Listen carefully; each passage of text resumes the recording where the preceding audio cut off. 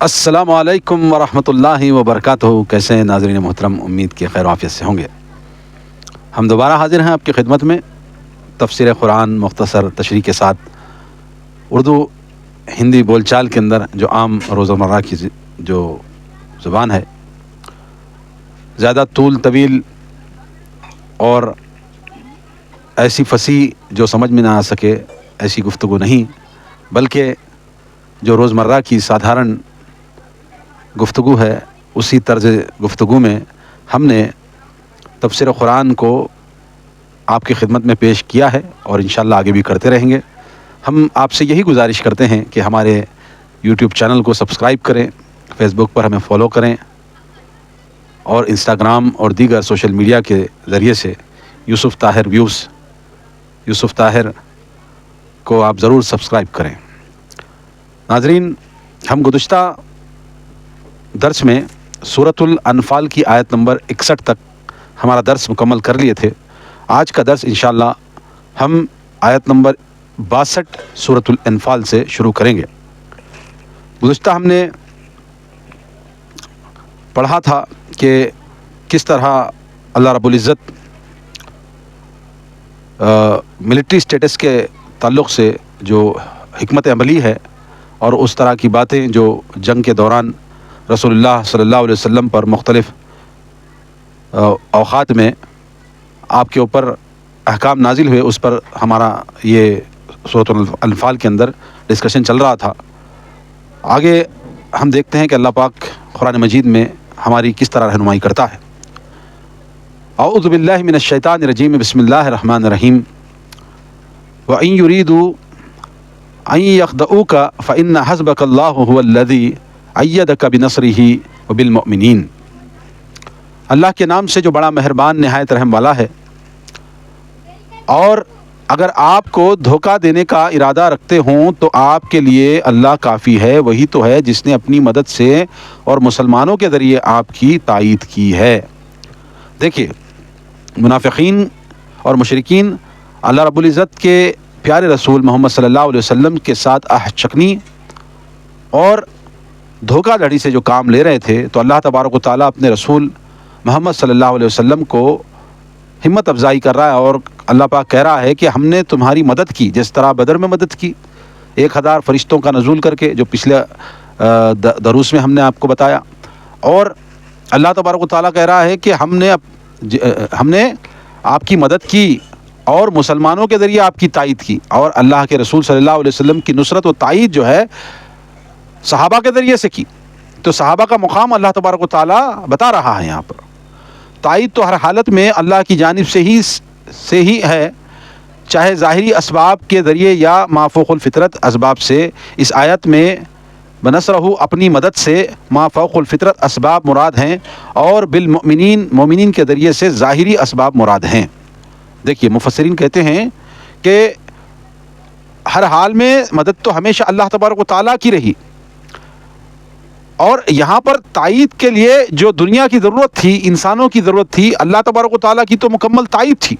اس کے علاوہ جو دنیا کی تائید جو تھی وہ اللہ تبارک و تعالیٰ نے مومنین کے ذریعے سے رسول اللہ صلی اللہ علیہ وسلم کی تائید کی۔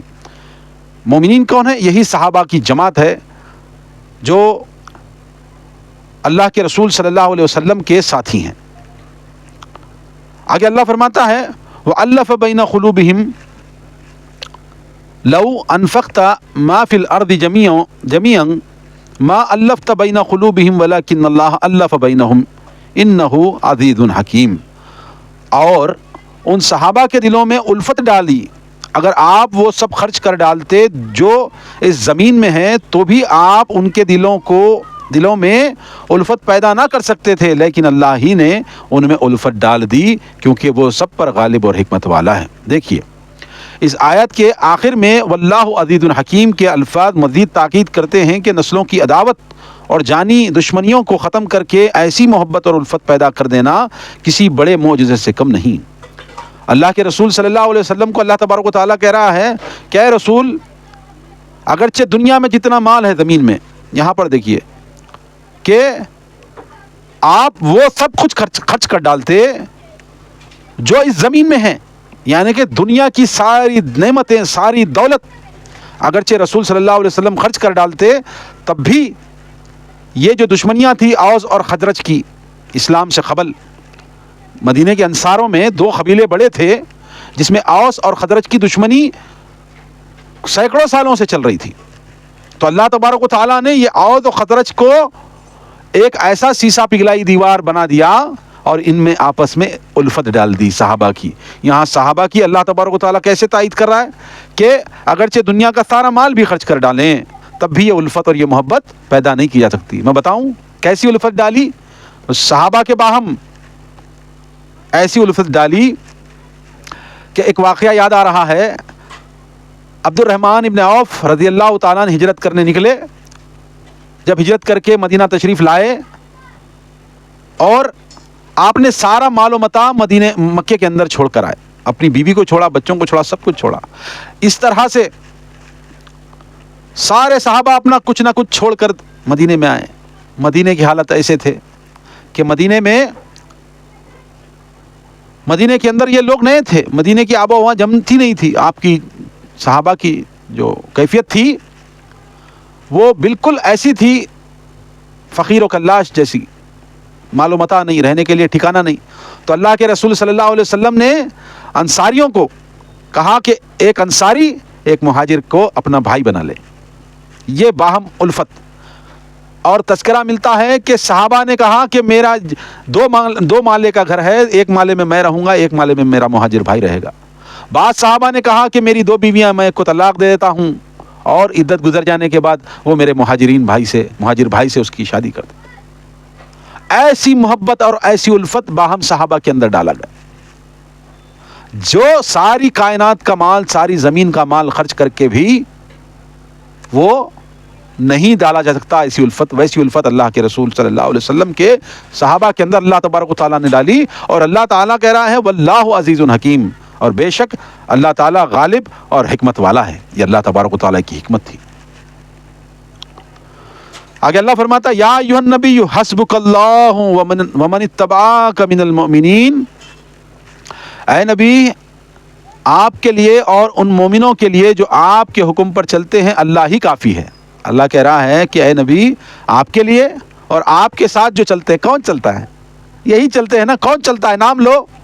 یہی ابو بکر چلتے ہیں، یہی عمر چلتے ہیں، یہی عثمان چلتے ہیں، یہی علی چلتے ہیں، یہی حسن چلتے ہیں، یہی معاویہ چلتے ہیں، یہی لوگ چلتے ہیں. اللہ کے رسول صلی اللہ علیہ وسلم کے ساتھ چلنے والے یہ خلفائے راشدین ہی چلتے ہیں. یہی طلحہ چلتے ہیں، یہی زبیر چلتے ہیں، یہی سعد ابن ابی وقاص چلتے ہیں، یہی زبیر ابن عوام چلتے ہیں، یہ سعید ابن عاص چلتے ہیں، سعید ابن زید، یہی عبد الرحمن ابن عوف چلتے ہیں. یہی صحابہ ہیں جو آپ کے ساتھ چلتے ہیں. اور اللہ کہہ رہا ہے کہ اللہ ہی کافی ہے سب کے لیے.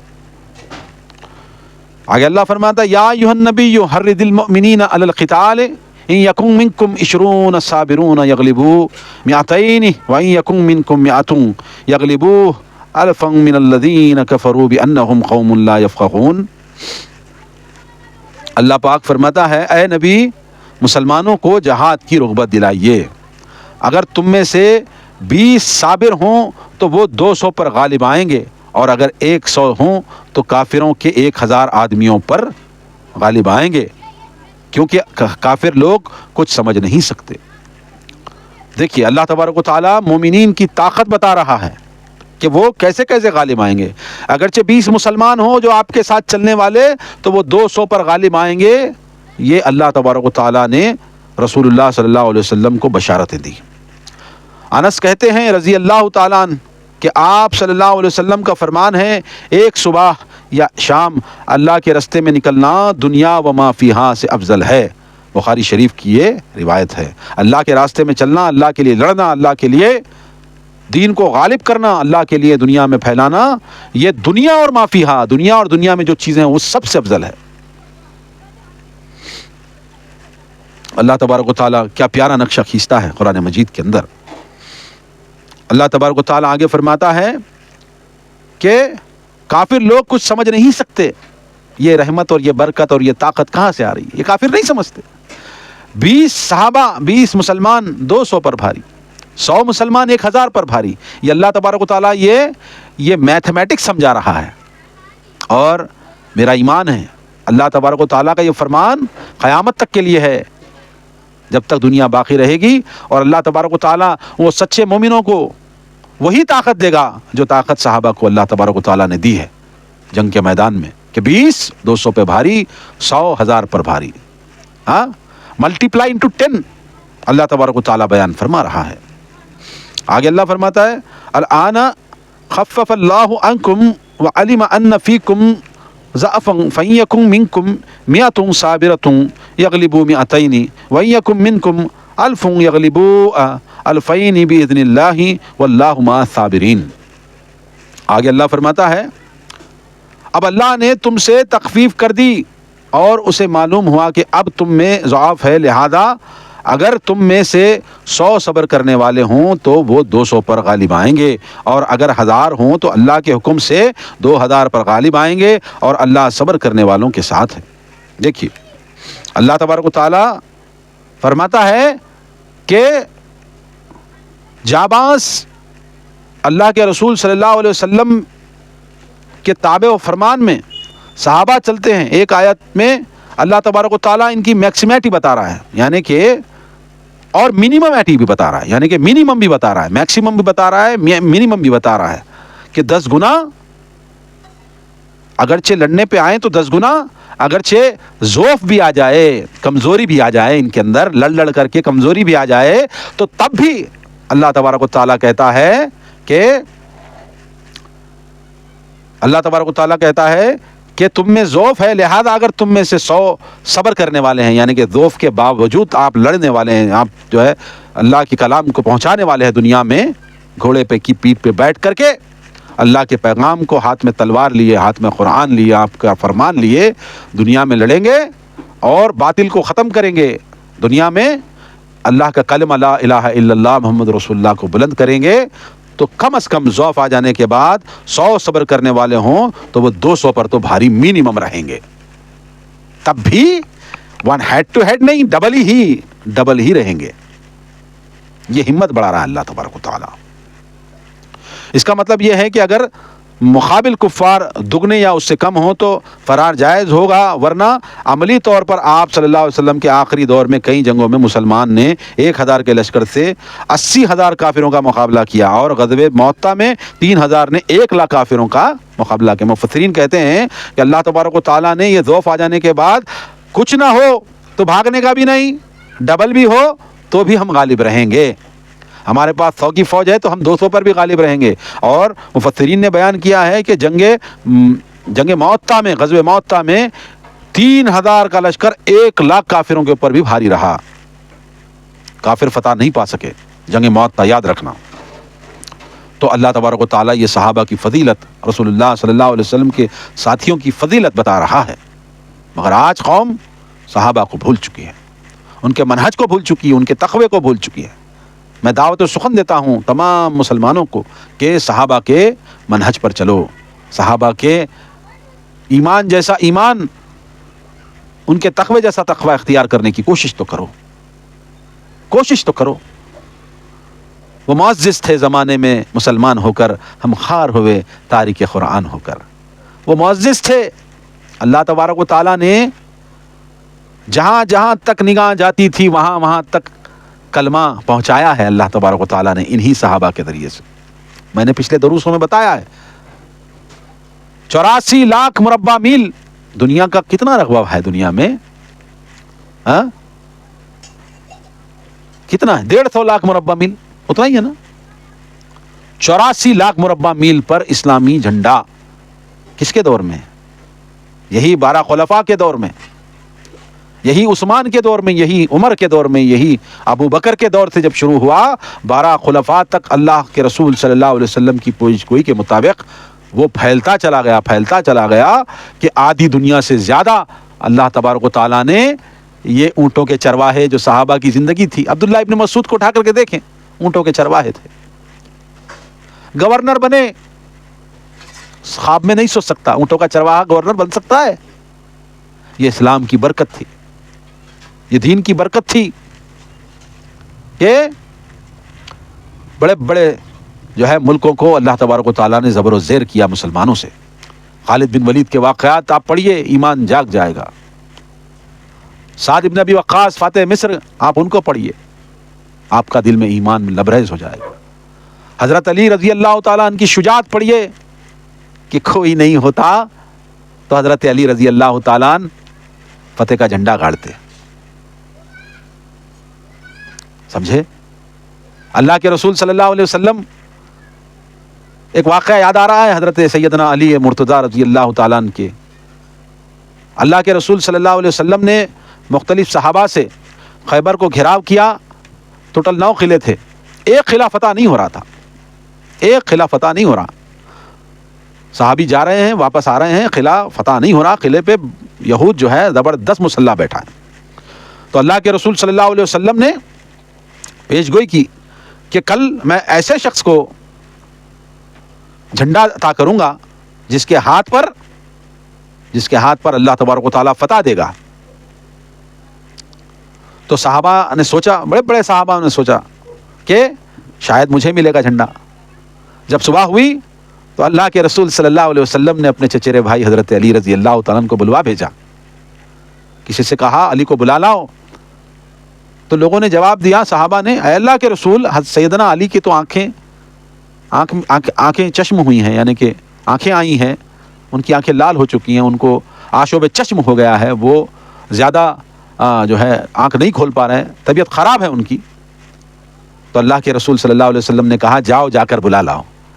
سیدنا علی رضی اللہ تعالیٰ عنہ آشوب چشم کے ساتھ اللہ کے رسول صلی اللہ علیہ وسلم کے پاس تشریف لے آئے اور کہا کیا بات ہے علی؟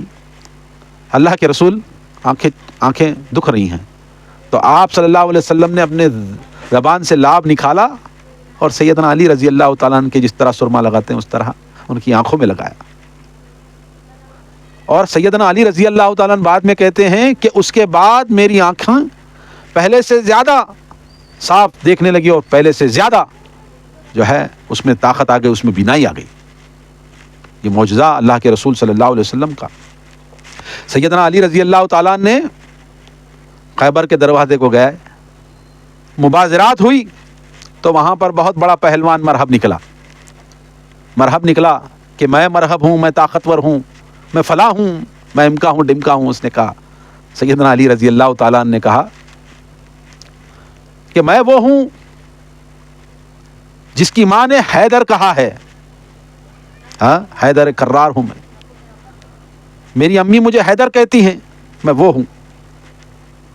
اور حیدر کرار کی تلوار اور مرحب، دنیا نے دیکھا کہ سیدنا علی رضی اللہ تعالیٰ عنہ کی تلوار چلی، مرحب تو نظر آ رہا تھا، مرحب کا سر نظر نہیں آیا لوگوں کو.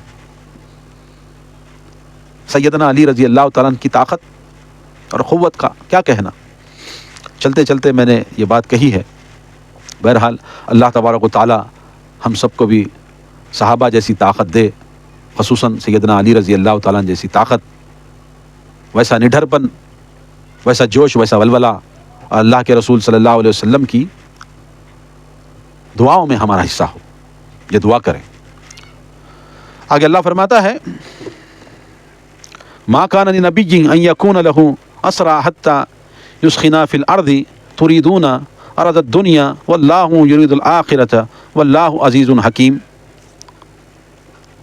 نبی صلی اللہ علیہ وسلم کے لیے یہ مناسب نہیں تھا کہ اس کے پاس جنگی قیدی آئیں حتیٰ کہ زمین یعنی میدان جنگ میں کافروں کو اچھی طرح قتل نہ کر دیا جاتا.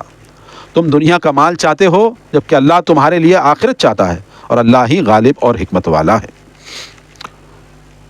دیکھیے اللہ تبارک و تعالیٰ نے نبی صلی اللہ علیہ وسلم کو بتایا کہ مناسب نہیں ہے تھا کہ جنگی قیدی بنا کر لایا جائے، بلکہ ان کو قتل کیا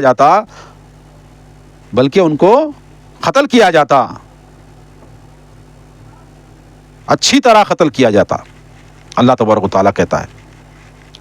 عبداللہ ابن عباس رضی اللہ تعالیٰ عنہ فرماتے ہیں کہ جنگ بدر کے بعد جب قیدی قید کر لیے گئے تو آپ صلی اللہ علیہ وسلم نے ابو بکر رضی اللہ تعالیٰ عنہ اور عمر رضی اللہ تعالیٰ عنہ سے پوچھا تمہاری ان قیدیوں کے بارے میں کیا رائے ہے؟ ابو بکر رضی اللہ تعالیٰ نے عرض کیا اے اللہ کے نبی صلی اللہ علیہ وسلم، یہ چچا کے بیٹے اور خاندان کے لوگ ہیں، میری رائے یہ ہے کہ ان سے فدیہ لیا جائے تاکہ کفار کے مقابلے میں ہمیں قوت حاصل ہو اور شاید اللہ انہیں اسلام کی توفیق دے۔ پھر آپ صلی اللہ علیہ وسلم نے حضرت عمر رضی اللہ تعالیٰ عنہ سے پوچھا، اے ابن خطاب، تمہاری رائے کیا ہے؟ انہوں نے جواب دیا، اے اللہ کے رسول، میری رائے ابو بکر رائے سے مختلف ہے۔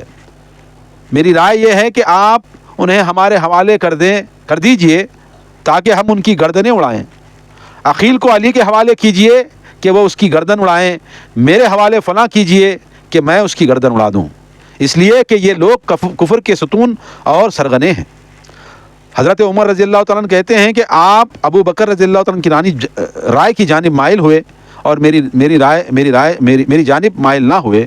دوسری صبح میں کیا دیکھتا ہوں کہ آپ صلی اللہ علیہ وسلم اور ابو بکر رضی اللہ تعالیٰ عنہ بیٹھے رو رہے ہیں۔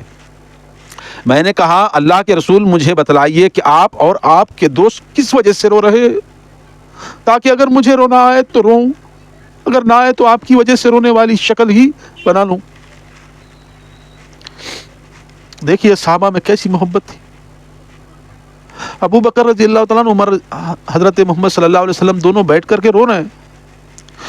حضرت عمر ان کے پاس پہنچتے، اللہ کے رسول بتاؤ کیوں رو رہے ہیں؟ اگرچہ وجہ معلوم ہی تو رہوں گا، اگرچہ نئی وجہ معلوم بھی ہوئی تو میں آپ کو روتا ہوا دیکھ کر رو رہا ہوں کیونکہ میرے نبی رو رہے ہیں۔ یہ محبت تھی صحابہ میں رسول اللہ صلی اللہ علیہ وسلم کے متعلق۔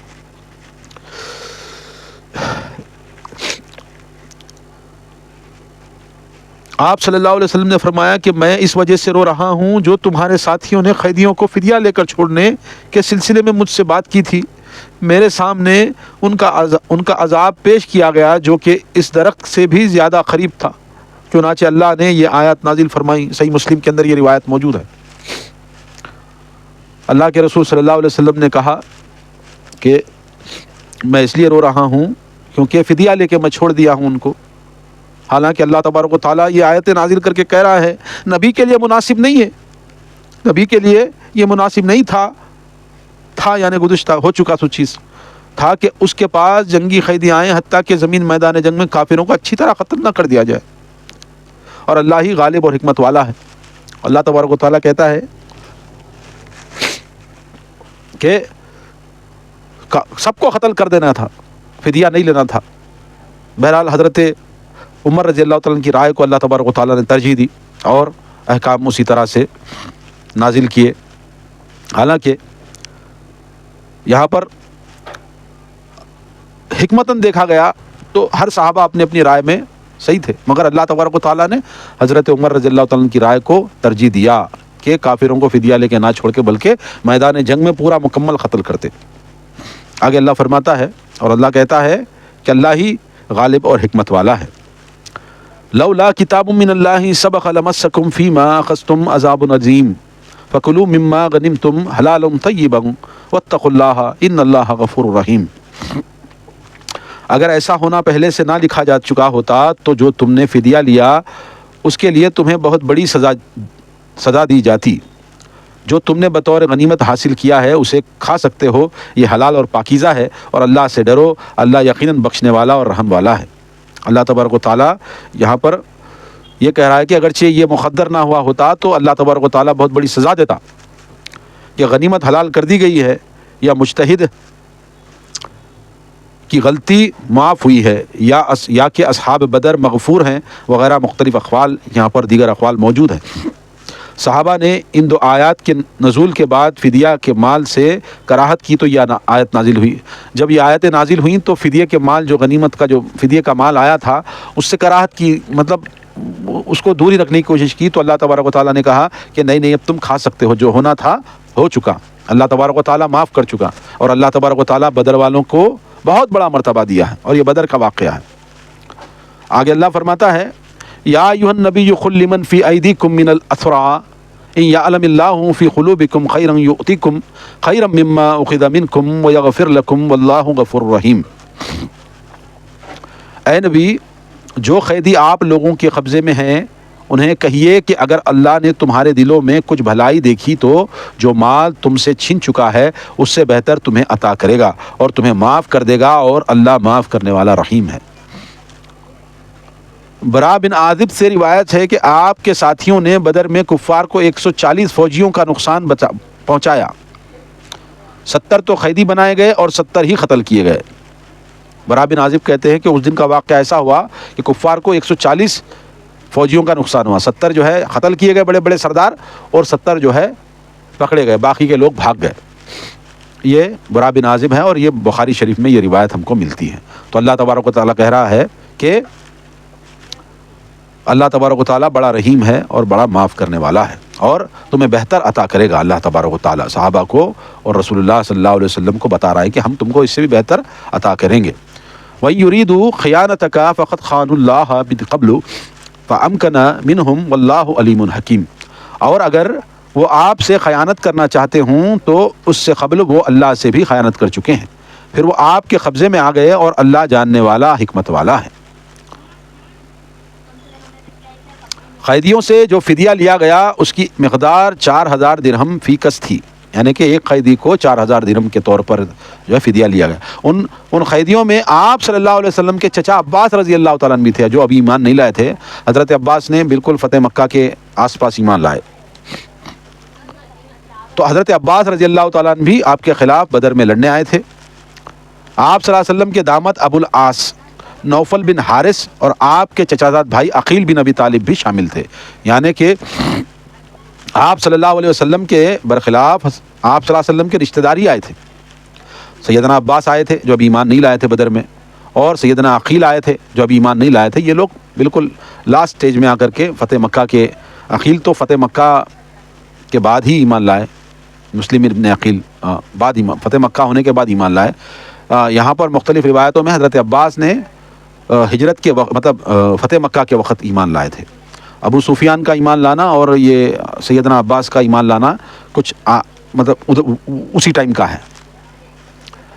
تو چچازاد بھائی عقیل بن ابی طالب بھی تھے، اور آپ کے داماد ابو العاص نوفل بن حارث بھی تھے، یعنی کہ آپ کے جو بڑے داماد تھے ابو العاص، وہ بھی آپ صلی اللہ علیہ وسلم کے بالمقابل میں آپ کے خلاف لڑنے آئے تھے بدر کے اندر۔ تو یہ بھی جو ہے قیدی 70 قیدیوں میں شمار ہوئے۔ آپ صلی اللہ علیہ وسلم نے عباس سے فدیہ جمع کرانے کا کہا۔ عباس رضی اللہ عنہ کہنے لگے کہ میرے پاس تو کچھ نہیں۔ آپ صلی اللہ علیہ وسلم کو اپنے چچا کی طبیعت کا اندازہ تھا کہ وہ مالدار ہونے کے باوجود بخیل تھے۔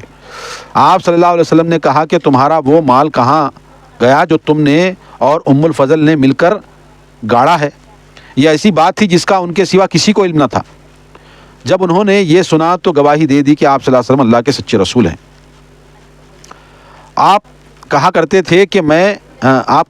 تھے کہ مجھ سے 20 اوقیہ اپنا اور دونوں بھتیجوں کا بطور فدیہ لیا گیا تھا، لیکن اس کے عوض اللہ تعالیٰ نے دنیا میں مجھے بہت مال دیا۔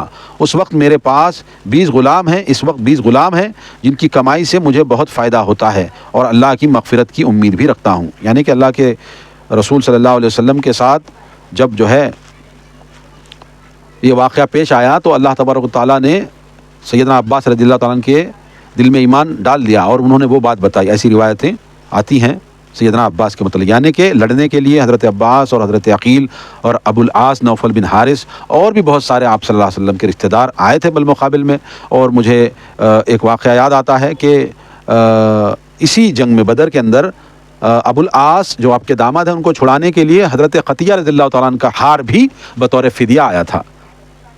قطیہ رضی اللہ تعالیٰ عنہ نے اپنی بیٹی، بڑی بیٹی کو نکاح میں بطور تحفہ دیا تھا، اور وہی ہار ابو العاص رضی اللہ تعالیٰ عنہ، ابو العاص نوفل بن حارث کو چھڑانے کے لیے آپ کی بیٹی نے بھیجا تھا فدیہ کے طور پہ، یعنی کہ ان کے گھر سے یہ، ان کے گھر سے ایسا جمع کر کے فدیہ لے کر چھوڑ دیا گیا تھا۔ بہرحال اللہ کے رسول صلی اللہ علیہ وسلم نے اس کو ریٹرن بھی کیا تھا۔ وہ قطیہ رضی اللہ عنہ کو یاد کر کے کافی دکھ بھرے بھی ہوئے تھے اللہ کے رسول صلی اللہ علیہ وسلم۔ ایسی مختلف واقعات ملتے ہیں، چلتے چلتے میں نے اس پر بات کہہ دی۔ اور آپ کو دھوکہ دہی کے لیے اسلام کا اظہار کریں، پہلے بھی کفر و شرک کر کے یہ خیانت کر چکے ہیں، یعنی کہ یہ لوگ پہلے بھی بہت سارے کفر اور شرک کر کے اللہ تبارک و تعالیٰ کو دھوکہ دیے ہیں۔ اللہ تبارک و تعالیٰ یہی واضح طور پر بتا رہا ہے کہ یہ لوگ خیانت کر چکے ہیں اس سے پہلے۔ اور اگر وہ آپ سے خیانت کرنا چاہتے ہوں تو اس سے قبل وہ اللہ سے بھی خیانت کر چکے ہیں، پھر وہ آپ کے قبضے میں آ گئے ہیں۔ یعنی کہ اللہ کے رسول صلی اللہ علیہ وسلم کو اللہ تعالیٰ سمجھا رہا ہے کہ یہ لوگ، ان کی فطرت جو ہے اسی طرح تھی، یہ خیانت گار تھے اور یہ مشرک لوگ تھے۔ ان کے بارے میں اللہ تبارک و تعالیٰ تفصیل کے ساتھ مختلف آیات میں ان کی خصلتیں بتا رہا ہے مشرکین مکہ کی۔ آگے اللہ فرماتا ہے ان الذین آمنوا وہاجروا وجاہدوا باموالہم وانفسہم فی سبیل اللہ والذین آووا ونصروا اولئک بعضهم اولیاء بعض والذین آمنوا ولم یہاجروا ما لکم من ولا آیاتہم من شیء حتی یہاجروا وان استنصروا وَإِنِ اسْتَنْصَرُوكُمْ فِي الدِّينِ فَعَلَيْكُمُ النَّصْرُ إِلَّا عَلَى قَوْمِ بَيْنَكُمْ وَبَيْنَهُمْ مِيثَاقٌ وَاللَّهُ بِمَا تَعْمَلُونَ بَصِيرٌ۔ اللہ تبارک و تعالیٰ فرماتا ہے بلا شبہ جو ایمان لائے اور ہجرت کی اور اللہ کی راہ میں اپنا اموال اور جانوں سے جہاد کیا، اور وہ لوگ جنہوں نے ان مہاجرین کو پناہ دی اور ان کی مدد کی، یہ سب ایک دوسرے کے ولی ہیں۔ اور جو لوگ ایمان لائے لیکن ہجرت نہیں کی، ان سے تمہارا ولایت کا کوئی تعلق نہیں ہے حتیٰ کہ وہ ہجرت کر کے آ جائیں، اور اگر وہ دین کے بارے میں تم سے مدد طلب کریں تو تم پر ان کی مدد کرنا لازم ہے، مگر کسی ایسی قوم کے خلاف نہیں جن کے اور تمہارے درمیان معاہدہ ہو، اور جو کچھ تم کرتے ہو اللہ اسے خوب دیکھ رہا ہے۔ دیکھیے اللہ تبارک و تعالیٰ یہاں پر وضاحت کر رہا ہے کہ جو ایمان لائے ہجرت بھی کی، ایمان لانا ہجرت کرنا یعنی اپنے وطن کو چھوڑ کر کے پر وطن میں جانا، یہ ہجرت کرنا ہے، نقل مکانی اور وہیں مستقل رہنا ہے، اس کو ہجرت کرنا کہتے ہیں، اور یہ بہت بڑی فضیلت کی بات ہے۔ تو اللہ تبارک و تعالیٰ کہتے ہیں کہ جو ہجرت کر کے آئے ہیں اور جو ان کو پناہ دی، انصاروں نے مہاجرین کو پناہ دی نا، تو یہ ولی ہیں ایک دوسرے کے، یہ ولی ہیں اللہ تبارک و تعالیٰ کہتا ہے، یعنی وہ کسی ایسی قوم کے درمیان رہتے ہیں جس کے ساتھ تم لوگ کسی معاہدے سے منسلک ہو، تو ایسی صورت میں تو تم ان مسلمانوں کی مدد کو نہ پہنچو جو کہ ان کے درمیان بستے ہیں۔ یعنی کہ اللہ تبارک و تعالیٰ یہاں پر وہ بھی کہتا ہے کہ معاہدے کے شرائط کے مطابق وہ ولی نہیں، ان کے مقام پر جانا ضروری نہیں ہے تمہارا۔ جیسے کہ ایمان تو لائے ہیں، مکے میں ہیں، اب ان کی نصرت کے لیے تو تم جانا نہیں ہے جب تک کہ فتح نہیں ہو۔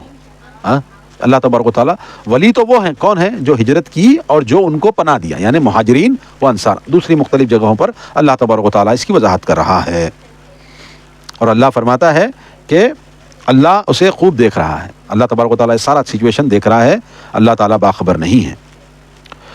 والذین کفروا بعضهم اولیاء بعض الا تفعلوه تکن فتنة فی الارض وفساد کبیر۔ اور جو لوگ کافر ہیں تو وہی ایک دوسرے کے وارث ہیں، اگر تم ایسا نہ کرو گے تو ملک میں فتنہ اور بڑا فساد برپا ہو جائے گا۔ کفار تو ایک دوسرے کے حمایتی و حامی و ناصر ہیں، ایک دوسرے کے وارث بھی ہیں۔ مسلمان ایک دوسرے کے اولیاء، حامی و ناصر، وارث ہیں۔ اگر تم نے آپس کے تعلق کو مضبوط نہ کیا تو پھر بڑا فتنہ پیدا ہو سکتا ہے۔ اللہ تبارک و تعالیٰ کہتا ہے کفار ایک دوسرے کے وارث ہیں، اور یہاں پر مسلمان ایک دوسرے کے وارث ہیں اور حامی اور ناصر بھی ہیں۔ اور اگر تم نے آپس کے تعلق کو مضبوط نہیں کیا، اگرچہ مہاجرین و انصار آپس کے تعلق کو مضبوط نہیں کیے، تو فتنے کا امکان ہے۔ اللہ تبارک و تعالیٰ ڈرا رہا ہے یہاں پر۔ اس کے علاوہ گزشتہ آیات میں جو احکام دیے گئے ہیں ان پہ عمل نہ کرنے کا نتیجہ بھی فتنے کی صورت میں نکلے گا۔ یعنی کہ جو احکام اللہ تبارک و تعالیٰ مختلف اوقات میں دیتا رہا ہے نا، اس پر عمل نہ کرنا بھی یہ بھی فتنہ ہے، یہ فتنے کا باعث ہو سکتا ہے۔ آگے اللہ فرماتا ہے والذین آمنوا وہاجروا وجاہدوا فی سبیل اللہ والذین آووا ونصروا اولئک هم المؤمنون حقا لهم مغفرۃ ورزق کریم۔ اور جو لوگ ایمان لائے اور ہجرت کی اور اللہ کی راہ میں جہاد کیا، اور جن لوگوں نے انہیں پناہ دی اور ان کی مدد کی، یہی لوگ حقیقی مومن ہیں، ان کے لیے بخشش اور عزت کا رزق ہے۔ اللہ تبارک و تعالیٰ کہتا ہے کہ جو لوگوں نے ایمان لایا، مکے والوں نے ایمان لایا، پھر اس کے بعد ہجرت بھی کی، اور اس کے بعد ان کی جو ان کی نصرت کیا، یعنی کہ ہجرت کر کے مہاجرین آئے، قریش آئے، اور انصار نے ان کی مدد کی، نصرت کی، تو اللہ تبارک و تعالیٰ کہتا ہے کہ یہ دونوں ہی حقیقی مومن ہیں۔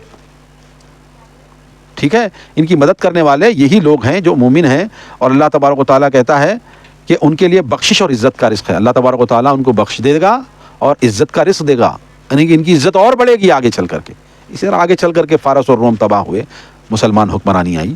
اللہ تبارک و تعالیٰ بشارتیں دے رہا ہے، اور اللہ تعالیٰ بہت بہترین رزق دینے والا ہے۔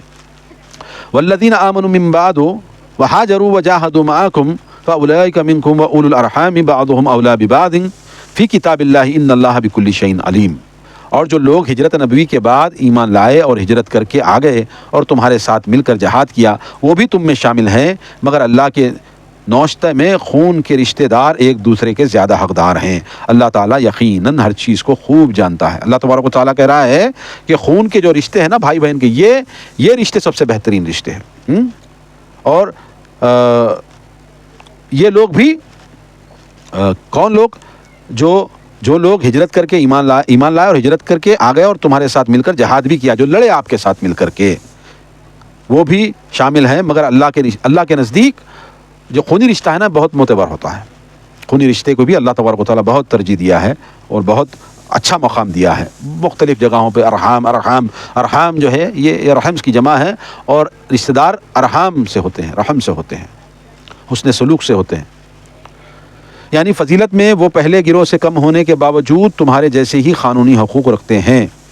مواقعات کی بنا پہ وراثت کا عارضی قانون منسوخ ہوا، یعنی کہ اب یہ وقتیہ طور پہ یہ جو قانون تھا نا مہاجرین اور انصار کے درمیان کے، یہ ولی ہیں، تو ولی کیا ہوتا ہے؟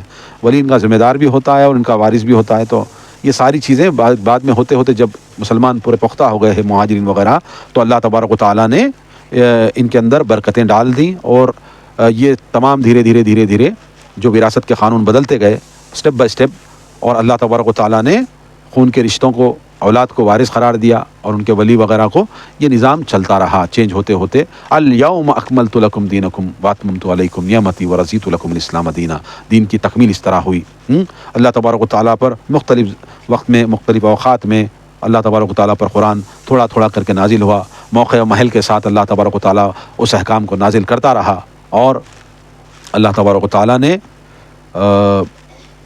23 سالہ آپ کی زندگی میں یہ مکمل قرآن کو نازل کیا، جو اللہ تبارک و تعالیٰ جس کی ذمہ داری قیامت تک کے اپنی حفاظت میں رکھا ہے، قرآن کو بھی اور اس کے مفہوم کو بھی، اس کی سنت کو بھی، اللہ کے رسول صلی اللہ علیہ وسلم، یہ محافظ اللہ تبارک و تعالیٰ اس کا ہے۔ تو میرے بھائیوں، آج سورۃ الانفال کا آخری آیات ہم نے مکمل کر لیا ہے۔ ہم نے آیت نمبر 62 سے اپنا درس شروع کیا تھا، سورۃ الانفال آیت نمبر 62 سے آیت نمبر 75 تک ہم نے سورۃ الانفال مکمل کر لی ہے۔ آگے جو صورت آئے گی وہ صورت برات ہے، جس میں بسم اللہ نہیں پڑھا جاتا۔ تو انشاءاللہ ہم آپ سے یہی گزارش کرتے ہیں کہ اس قرآن مجید کی دعوت سارے عالم میں کیسے پھیلے۔ سوشل میڈیا ایک ذرائع ہے، تو ہم اسی ذرائع کا سہارا لے کر آپ سے گزارش کرتے ہیں کہ ہماری اس دعوت کو اردو ہندی بول چال کے اندر سارے کائنات میں کیسے پھیلے۔ تو ہماری یوٹیوب چینل کو سبسکرائب کریں، ویڈیو پسند آئے تو لائک کریں، شیئر کریں، کومنٹ کریں، کوئی سوال اگر چاہیں تو انشاءاللہ ہم جواب دیں گے۔ تو آج کے لیے ہم درس یہیں ختم کرتے ہیں، ہم آپ سے اجازت چاہتے ہیں، اگلے درس میں دوبارہ ملیں گے، جب تک کے لیے السلام علیکم ورحمۃ اللہ وبرکاتہ۔